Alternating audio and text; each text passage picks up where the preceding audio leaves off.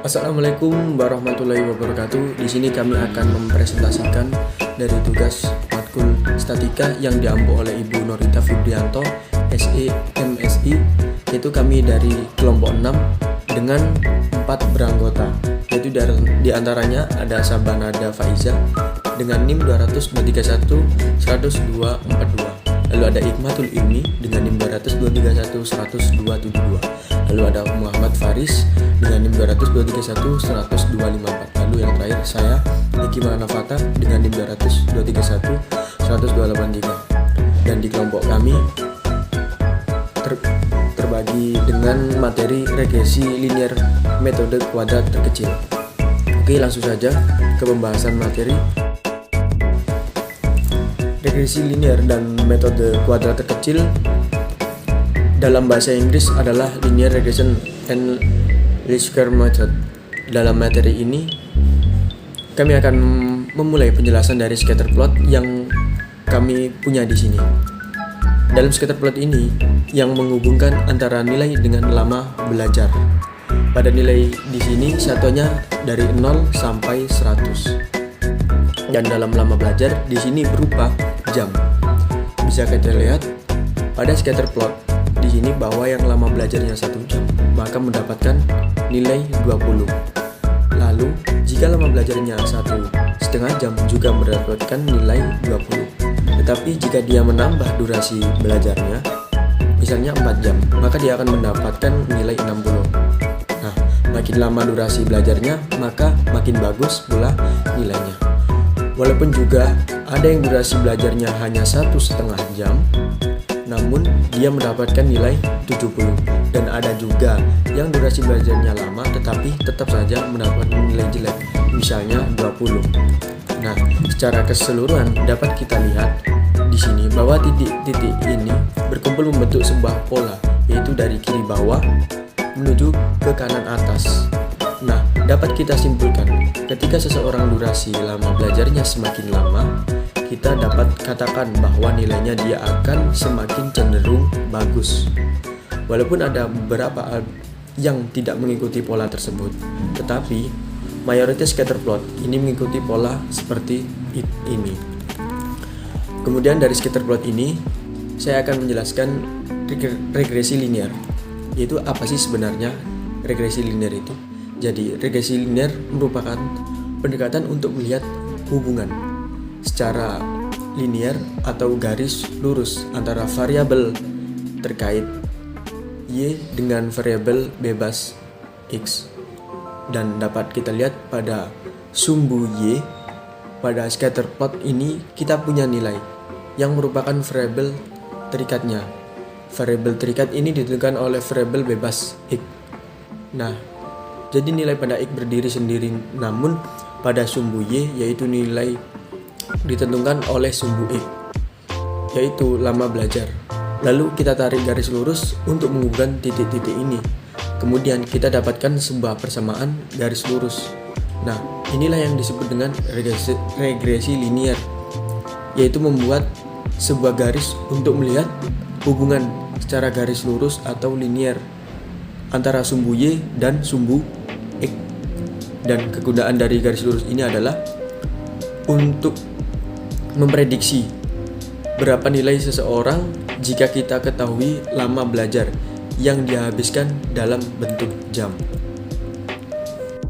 Pada sumbu Y di sini kita sebut dengan independent variable atau variabel terikat karena nilainya ditentukan oleh X atau variabel bebas. Sementara pada sumbu X di sini kita sebut dengan independent variable atau variabel bebas karena nilainya berdiri sendiri dan mempengaruhi nilai Y atau variabel terikat. Jika kita buat dalam bentuk persamaan, yaitu Y sama dengan beta 0 ditambah beta 1 X1 ditambah error term. Nah, jadi X di sini jumlahnya dapat lebih dari 1.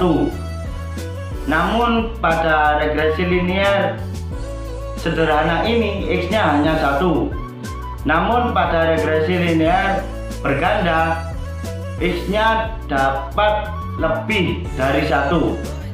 Jadi ada lebih dari satu faktor yang dapat mempengaruhi Y atau variabel terikat.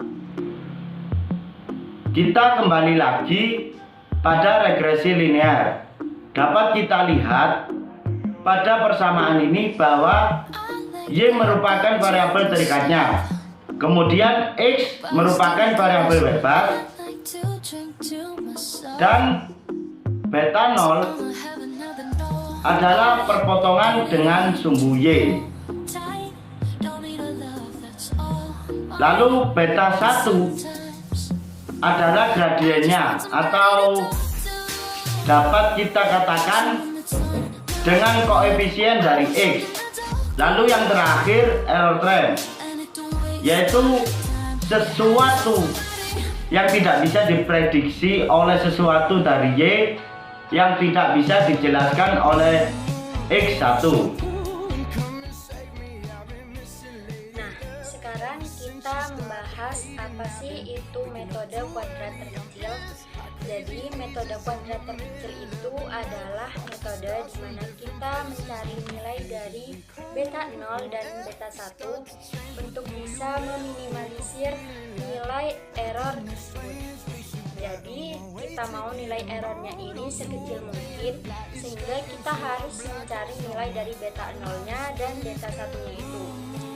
Nah, kalau kita balik ke gambar itu, ke garis lurus ini, nah persamaan dari garis lurus ini adalah Y sama dengan beta 0 ditambah beta 1 X1, di mana beta 0 itu adalah perpotongan dia dengan sumbu Y. Jadi jika ini dipanjangkan, maka ini itu disebut dengan beta 0-nya. Dan beta 1 itu merupakan tingkat kemiringan dari garis ini. Oh ya, di sini juga ditambah dengan error termnya ya. Apa sih error term itu? Jadi error term ini adalah sebenarnya jarak dari titik ini, data yang sebenarnya ke garis ini, yang itu disebut adalah errornya. Jadi misalnya dari titik ini ke sini, itu disebut dengan errornya. Nah, ini ke sini adalah errornya, dan ini ke sini juga errornya.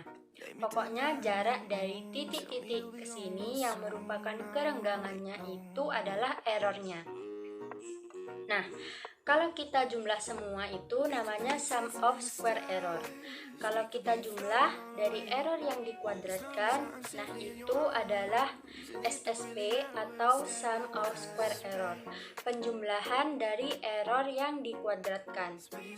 Nah, kita mau meminimalisir sum of square errornya ini dengan membuat garis ini yang jika bisa sebisa mungkin membuat melekat semua si titik-titiknya itu berada sebisa mungkin berada dalam garis itu.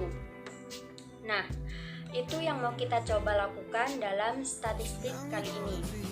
Bagaimana sih caranya untuk membuat titik-titik ini melekat atau bisa membuat garis yang titik-titiknya ini bisa masuk semua dalam garis ini? Nah, itu ada rumusnya ya. Jadi rumusnya adalah untuk beta 0 dan beta 1-nya adalah beta 0 sama dengan Y bar min beta 1 X bar.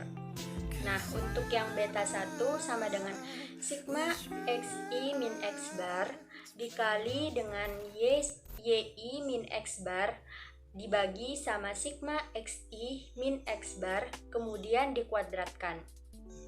Jadi ini adalah rumusnya untuk mencari nilai dari beta 0 dan beta 1-nya agar bisa mendapatkan persamaan garis lurus yang garisnya itu meminimalisir errornya dan titik-titiknya itu menyatu di dalam garis tersebut.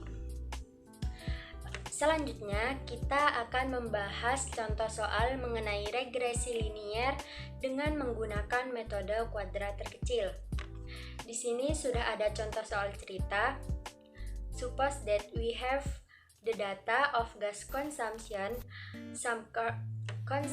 of some cars MPG and its engine power HP and is 15. Jadi di sini ada dua data, ada gas consumption atau konsumsi gas dari mobil dan engine powernya atau kekuatan mesinnya. Nah, formulate the linear regression with MPG as it dependent and HP as it independent variable. Oke, di sini sudah ada daftar MPG-nya dan pasangannya yaitu HP-nya. Oke, MPG-nya itu adalah dependent. Nah, kalau MPG-nya dependent berarti MPG ini adalah Y berarti ya. Dan HP as it independentnya berarti dia adalah X. Kenapa begitu? Karena Y itu nilainya selalu dipengaruhi oleh nilai dari X, yaitu independent variabelnya. Dependent itu adalah variabel terikat dan independent itu adalah variabel bebas yang tidak terpengaruh. Dan dependent itu adalah variabel terikat yang dipengaruhi oleh variabel bebasnya. Nah, jadi yang MPG di sini sebagai Y dan HP di sini sebagai X-nya. Baik, saya akan menjelaskan pembahasan soal dari yang sudah dibaca oleh teman saya sebelumnya. Oke, jadi untuk mencari regresi linearnya, maka kita menggunakan rumus yang sudah dibahas oleh teman saya sebelumnya, yaitu sebagai berikut. Nah, langkah pertama yang kita lakukan adalah kita harus mencari sigma dari Y, karena pada rumus dibutuhkan sigma Y. Sigma dari Y adalah jumlah dari Y atau MPG-nya. Ini kita jumlahkan semua, 21 ditambah 21 ditambah 22,8 sampai 10,4. Nah, itu adalah sigma dari Y. Setelah kami hitung, maka diperoleh 280,8. Nah, sekarang kita mencari sigma dari X-nya, karena selain sigma Y, pada rumusnya juga dibutuhkan sigma dari X-nya juga. Maka kita harus menjumlahkan semua dari nilai X-nya, yaitu 110 ditambah 110 ditambah dengan 93, dan seterusnya sampai 205. Maka kita memperoleh senilai 2096. Kemudian kita juga mencari X kuadrat, karena pada rumus juga dibutuhkan X kuadrat ini adalah kuadrat dari X. Jadi 110 kuadratnya yaitu hasilnya 12.100. Kemudian selanjutnya sama juga 110 kuadratnya 110 kuadrat hasilnya itu adalah 12.100. Lalu 93 kuadrat yaitu 8.649 sampai seterusnya dikuadratkan, yaitu sampai kuadrat dari 205. Kemudian setelah kita kuadratkan masing-masing nilai, maka kita akan tambahkan semuanya. Jadi sigma X kuadrat atau jumlah dari X kuadrat kita peroleh yaitu 328.976. Nah, selanjutnya kita mencari yang berikutnya, yaitu X dikalikan dengan Y, yaitu 21 dikali dengan 110 yang hasilnya 2310. Kemudian selanjutnya juga sama 2310. Lalu 22,8 dikalikan dengan 93, maka kita peroleh 2120,4. Nah, selanjutnya juga sama, tinggal dikali aja satu-satu sampai yang terakhir, yaitu 10,4 dikalikan dengan 105, maka diperoleh 2132. Nah, selesai semua. Maka kita selanjutnya itu jumlahkan atau sigma dari X dikalikan dengan Y. Kita dapatkan yaitu 36.935. Selanjutnya kita masukkan nilai yang sudah kita cari tadi ke dalam rumusnya. Nah, yang pertama adalah sigma X dikalikan dengan Y, maka kita masukkan 36.935 dikurangi dengan sigma X-nya yaitu 2096 dan dikali dengan sigma Y. sigma dari Y di sini adalah 280,8. Kemudian dibagikan dengan N-nya. N-nya itu adalah total data. Maka pada persoalan ini N-nya adalah 15. Kemudian per sigma X kuadrat adalah jumlah dari X kuadrat, yaitu 328.976.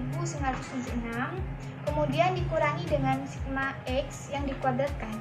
Jadi tadi itu diperoleh 2096. Kemudian dikuadratkan dan dibagi dengan N, yaitu 15. Hati-hati ya, jangan sampai ketukar dengan sigma X kuadrat dan yang satunya itu sigma X yang dikuadratkan. Setelah kami hitung, maka hasilnya adalah minus 0,063. Nah, kita sudah dapatkan kan nilai dari beta 1-nya ini. Sekarang kita lanjut akan mencari beta 0-nya. Rumus dari beta 0 ini adalah sebagai berikut. Nah, Y bar itu adalah rata-rata dari Y, yaitu 280,8 dibagi dengan 15. Maka kita peroleh yaitu 18,72. Dan dikurangi dengan beta 1, yaitu tadi yang kita peroleh minus 0,063. Kemudian dikalikan dengan X bar adalah rata-rata dari X, yaitu 2096 dibagi dengan 15. Maka kita dapatkan 139,73. Nah, setelah kita hitung, maka akan kita dapatkan yaitu senilai 27,62. Oke, nah sekarang kita bikin regresi linearnya, yaitu rumusnya adalah sebagai berikut. Jadi, kita masukkan saja nilai yang sudah kita temukan tadi ke dalam rumusnya. Beta 0-nya adalah 27,62 ditambah dengan minus 0,63 XI. Nah, kita udah dapet nih kan persamaannya. Kemudian gimana sih cara mengimplementasikan beta 0 dengan beta 1? Oke, jadi kan tadi beta 0-nya di sini yaitu 27,62 ya. Maka maksudnya di sini adalah jika misalnya X-nya ini adalah engine power. Jadi, if engine has zero power, the fuel consumption will be 27,62. Jadi misalnya ya, X-nya itu 0, engine power-nya ini 0. Jika kita masukkan 0 di sini, maka kan 27,62 minus 0,063 dikalikan dengan 0. Maka kita dapat nih Y-nya yaitu 27,62. Kemudian arti dari beta 1 adalah minus 0,063 kan?